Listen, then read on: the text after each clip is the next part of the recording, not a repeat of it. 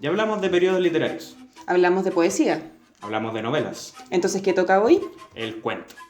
Bueno, Sobre todo el cuento, latinoamericano, por supuesto. rumba, papá. Para esta ocasión, creamos un top 12. Top 12. No podía Sí. ser 10 ni 5, ¿no? No, fue 12. Ya, como los ¿Sí? apóstoles. 12 porque sí.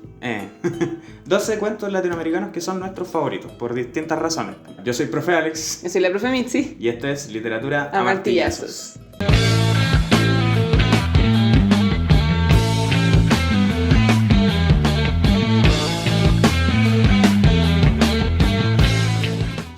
Ya, bueno, los cuentos que están aquí elegidos no están elegidos al azar, son nuestros favoritos, básicamente. ¿Ya? Tampoco somos dueños de la verdad, no son los mejores cuentos latinoamericanos. Quizás ustedes encuentren que otros sean mejores.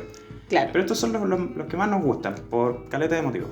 Eso, ni siquiera escogimos una forma para clasificarlo. Así que ya, vamos a ver la estructura, vamos a ver las temáticas. No, en realidad nos acordamos, este es bacán, este es bacán, ya, este es imperdible, y así. Entonces salieron estos 12 cuentos. El único que esforzado es que son todos latinoamericanos, todos de Sí. diversos países de Latinoamérica, Chile, Argentina, Perú. Nos faltaron algunos, nos Sí, quedaron faltaron algunos. donde no sacamos ninguno. Siempre falta, tendríamos que hacer como un top 100. Número 12. Partamos con algo actual. Qué vergüenza, de Paulina Flores, publicado el año 2010 por la editorial Wellers.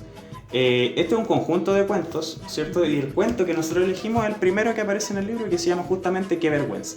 A mí me gusta porque es un cuento que sucede aquí en Santiago en un tiempo bien actual, y que narra muchas emociones juntas, que mezcla la paternidad con el autoestima, ¿cachai? Claro. Y hartas cosas más.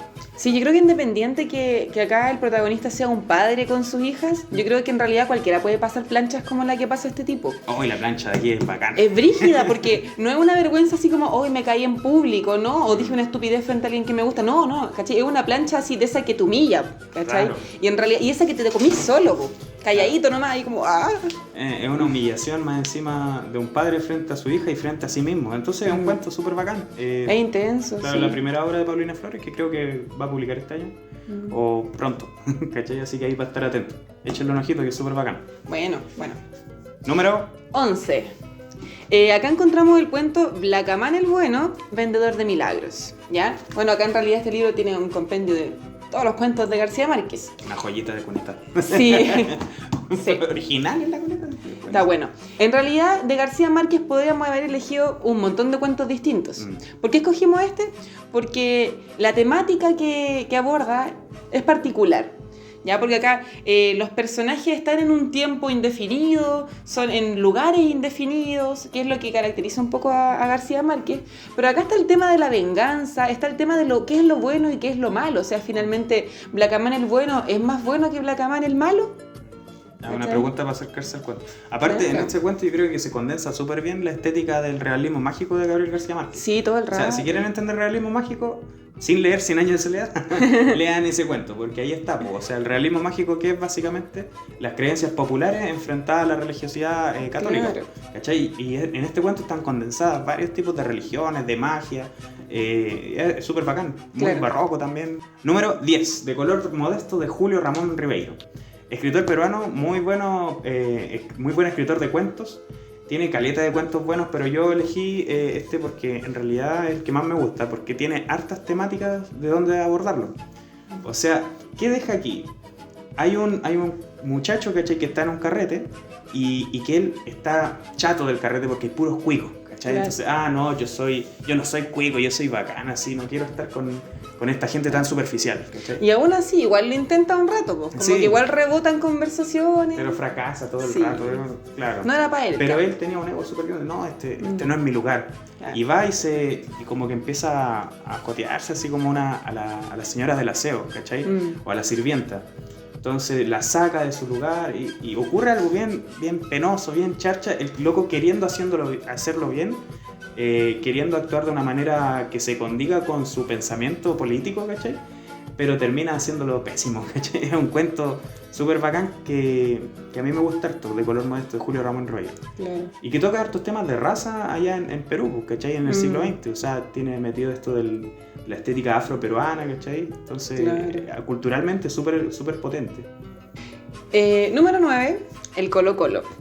En este caso vamos a hablar de un cuento de Manuel Rojas, ¿ya? Bueno, Manuel Rojas también tiene muchos cuentos muy buenos, ¿cierto? Con temáticas súper distintas. ¿Ya? En este caso, el Colo Colo en realidad nos va a contar sobre la leyenda del Colo Colo. Este ser perteneciente... ¿Cómo? Este ser perteneciente a la mitología chilota esencialmente.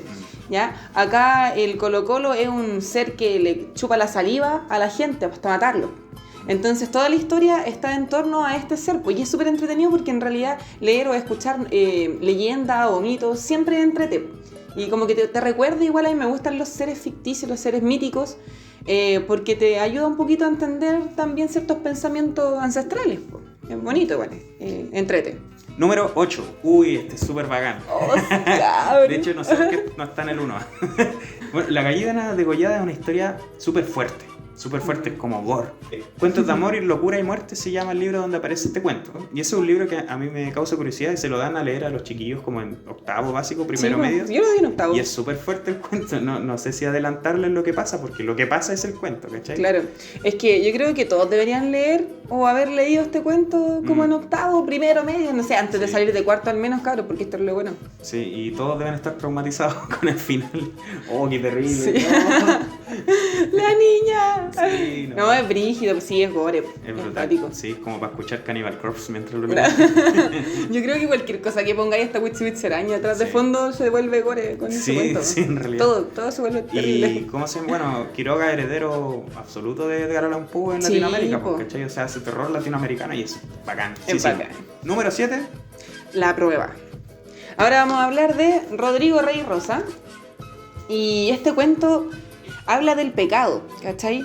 Es un niño que tiene un canario y quiere probar la existencia de Dios. Entonces tiene que hacer ciertos experimentos y no hay muchos personajes, no hay muchos espacios físicos, es todo súper reducido, pero no necesita más, ¿ya? Porque el cabro chico en realidad prueba su teoría en base a muchos sucesos que poco y nada tienen que ver con su pregunta inicial, con su hipótesis. ¿Existe Dios? Claro. Ya, deja contar el principio. ¿Para qué cachai? No. Al principio nomás, pues. Sí, ya, a ver, sí, son como las primeras líneas. A ver. Ya, el cabro chico, para probar la existencia de Dios, saca al canario que tenían en la casita, bueno, una casa bien burguesa, con criada y toda la cosa, se va al sótano y en un rincón del sótano mata al pajarito. Con la mano y dice: Dios, si existes, haz que este pajarito reviva. Y de ahí empieza el cuento. Nada más. Ahí vean si revive o no el pajarito. Número 6. El árbol, de nuestra queridísima María Luisa Bombal. La amo. ¿Te gusta este cuento? Me gusta mucho ese cuento en particular. También lo doy a leer en el colegio siempre. Como que siento que hay que leer a María Luisa Bombal. Sí, en realidad. Si quería entender los rascontos y los flashbacks, lee ese cuento, que están súper bien hechitos. Sí. Así, las anacronías temporales. Es un cuento... Es triste ese cuento, ¿no? Sí, es decadente. Claro. Es que es brígido porque como están los tiempos mezclados, en realidad si uno lo piensa cronológicamente, el final está bien, es como feliz. Claro. Pero lo último que se cuenta, si al final del cuento, la sensación que te deja es amarga. Claro. Aunque tú cachai que eso cronológicamente no es el final, ¿cachai? Pero como es la última sensación, como que igual lo sentís triste. Sí. Bueno, situándonos a una chiquilla en un concierto, empieza a escuchar las piezas musicales, todas de música clásica. Claro, pianista. Y comienza a recordar su infancia, su vida con su marido. Claro. ¿Sí? Y es un amor bien ingrato, y lo único a lo que ella se aferraba era un árbol. Y ahí se las dejo. Claro. Oh, pero bonito. No, pero ¿sabes qué me gusta de este cuento y que rescato caleta? Es que la protagonista no es una intelectual aide. Ah, claro. Porque ella incluso siempre se le dice que es tonta. Claro, y ella asume esa realidad. Se siente limitada. Sí, ella se siente limitada, ¿cachai? Pero, ¿qué tan limitada eres si igual podés relacionando la música con una sensibilidad tan particular que te permite recordar ciertos momentos de tu vida, ¿cachai? Claro. Igual sensible. Es súper sensible, pues súper linda la collar de pájaro. La collar de pájaro. La collar de pájaro. Sí, ¿verdad? Bacán. Es bonito. Ya. Número 5, El Marica. El Marica es de Abelardo Castillo, argentino, y cuenta la historia en realidad de niños. Ya, acá nuestros personajes son todos niños y en particular César es el niño al que le dicen el marica. Y tiene un amiguito, y acá hay un conflicto bien cuático y que podemos encontrar en varios relatos latinoamericanos que hablan de este hecho de volverse hombre, lo digo, con prostitutas. Finalmente hay que pasar esa prueba en particular para dejar de ser un niño y volverse un hombre. Claro. Y claro, ahí está el conflicto, porque en verdad el cuento es una carta que le envía el amigo a este amigo marica, ¿ya? Explicando una situación que en realidad fue una espinita que le quedó a él. ¿Ya? Nunca se la pudo sacar, entonces necesitaba decirle a este amigo César lo que había pasado esa vez. Claro. ¿Ya? Y es triste, es como, ¿por qué no dijiste nada? ¿Por qué actuaste así? ¿Por qué los niños son tan tontos de repente? Es que, ¿sabéis que a mí me llegó ese cuento brígido porque habla mucho de las masculinidades? Sí. Entonces, cuando uno es niño, hay hartas cosas que si no hacías esto no eres hombre, ¿cachai? Claro. Si hacías esto eres niña. Entonces, este cuento, a pesar de ser, no creo que es de los 90, 80, es súper actual, po. O sea, se lo podéis pasar a un adolescente y lo va a entender porque es un cuento bien potente en ese sentido. Número 4. Y aquí tenemos mención especial porque murió hace poco el escritor de este cuento, que es Rubén Fonseca, un gran escritor brasileño de cuentos y novelas, un gran narrador. Y vamos a mencionar el cuento más polémico que escribió, que se llama Feliz Año Nuevo. Y es terrible bacán el cuento. A mí me gusta, bueno. No sé si... Bueno, está la película Ciudad de Dios, donde se muestran las favelas, donde se muestra la pobreza en Brasil, pero claro. aquí este loco lo lleva al extremo. Sí, yo la verdad es que cuando estaba leyendo el cuento me imaginaba cada rato escenas de Ciudad de Dios, como que me imaginaba ese pequeño corriendo así, o con las armas, pastelito, qué sé yo. Claro. Entonces, Buscapé. Claro, todo ese mundo y corriendo por esa favela y robemos un auto y vamos para allá, vamos para acá. Claro, sí. El crimen de las favelas, pues así es un realismo sucio, latinoamericano, igual que Pedro Juan Gutiérrez en Cuba, este compadre Rubén Fonseca en Brasil, pero es finísimo, es bacán. Lean Rubén Fonseca, tiene otro cuento muy bacán que no pusimos acá, por que dijimos, ya igual ponemos, que es Corazones Solitarios. De hecho, siempre aparece en el top 10 de los mejores cuentos latinoamericanos. Súper bacán Rubén. F. Número 3, La Noche Boca Arriba.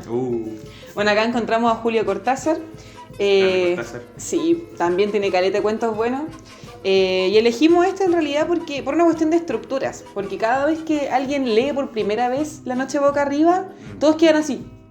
¿Qué pasó? Al final del cuento. Porque en realidad siempre queda la duda, la primera vez que uno lo lee, ¿cuál es la historia real y cuál es el sueño? Porque es un texto onírico donde no se sabe a ciencia cierta cuál es la realidad, porque los tiempos son distintos, los espacios físicos son distintos, solo el protagonista se repite. Bueno, en La Noche Boca Arriba en realidad te cuenta la historia de un motociclista que tiene un accidente y cae en el hospital, y en paralelo la historia de creo que es como un moteca, claro, que está siendo cazado en una guerra florida. Por los aztecas. Claro, pues vienen los aztecas a cazarlo para sacrificarlo a su dios, ¿cierto? Y él tiene que esconderse dentro de la selva a ver si sobrevive. Claro. Entonces, todo el cuento es un paralelo entre las dos historias. Pues, y al final ahí no se los voy a contar porque ahí esa es la parte. Ahí, sí, pues es cuando uno empieza así como, ¿qué está pasando? Explíquenme. De hecho, este cuento es terriblemente latinoamericano. Pues, sí. O sea, junta nuestras raíces. ¿Qué tiene de especial la literatura latinoamericana? Que siempre va a tratar de construir una identidad a partir de un desarraigo, pues, ¿cachai? Que es el de la conquista de América. Entonces, este cuento, para tocar ese tema, es súper bacán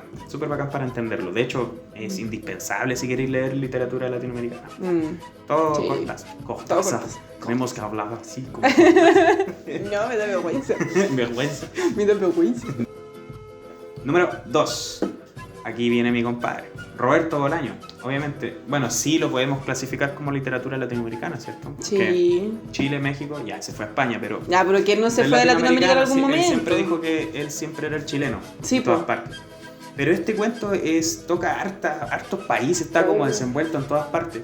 Y para mí, me gustan mucho los cuentos de Bolaño, pero yo creo que este es el más potente. Tiene un relato enmarcado porque la historia comienza con la historia que le está contando otro compadre.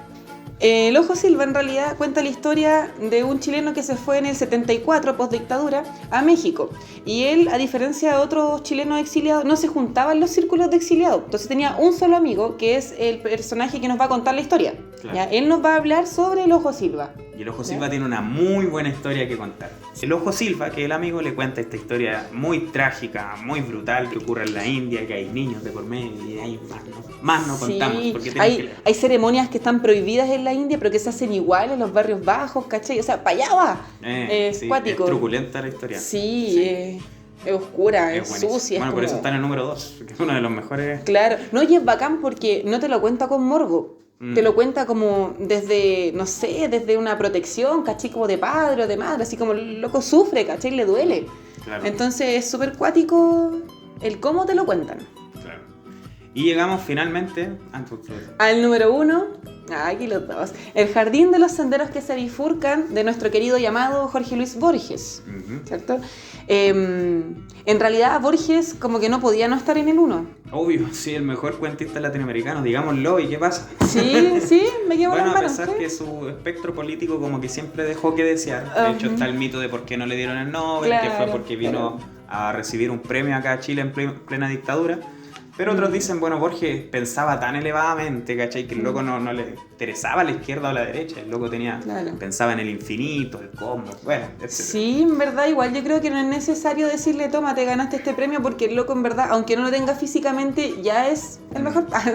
Sí, o sea, yo creo que Borges es un cabronazo de la literatura latinoamericana. Sí. Y en este cuento particularmente se condensa, yo creo, todo lo que uno entiende por Borges, ¿cachai? Claro. Porque aquí está lo cosmopolita, o sea, llevar un relato detectivesco, ¿cachai? Mezclarlo con la cultura oriental, asiática, y también tocar temas filosóficos súper densos, ¿cachai? Como la posibilidad de que el mundo sea circular, ¿cachai? De que todas las acciones se interconecten unas con otras a través de una historia policial muy densa. Claro, bueno, en realidad Borges siempre lo relacionan harto con los laberintos, con estas preguntas sin respuestas, ¿cierto? El tema de la inmortalidad, de la religión también, de la filosofía en general. Claro. ¿Ya? Acá en este cuento, en realidad, no sé, la primera vez que yo lo leí, cuando estaba en la U, en verdad no entendí mucho. Solo sabía que me estaba explotando la cabeza, pero no tenía idea por qué. Así como, pero es que espérate, pasan muchas cosas, ¿cachai?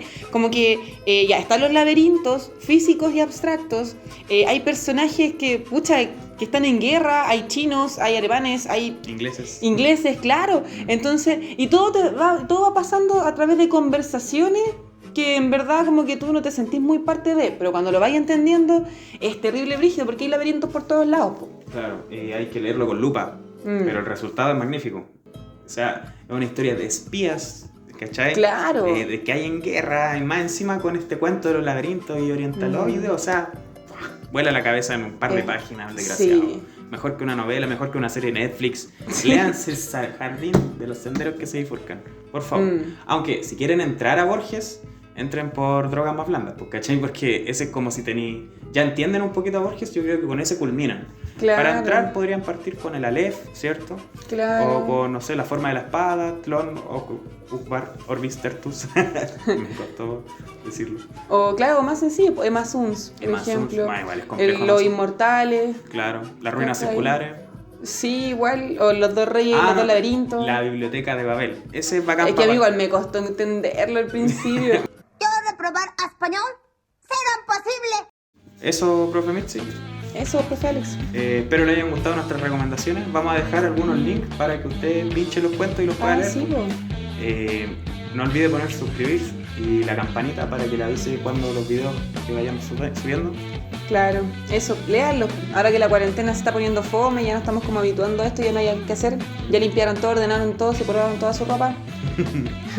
Lean un poquito, sí, un cuentito, un rato. Eso, chicos, nos vemos en un próximo capítulo. Que estén bien. Chau, chera.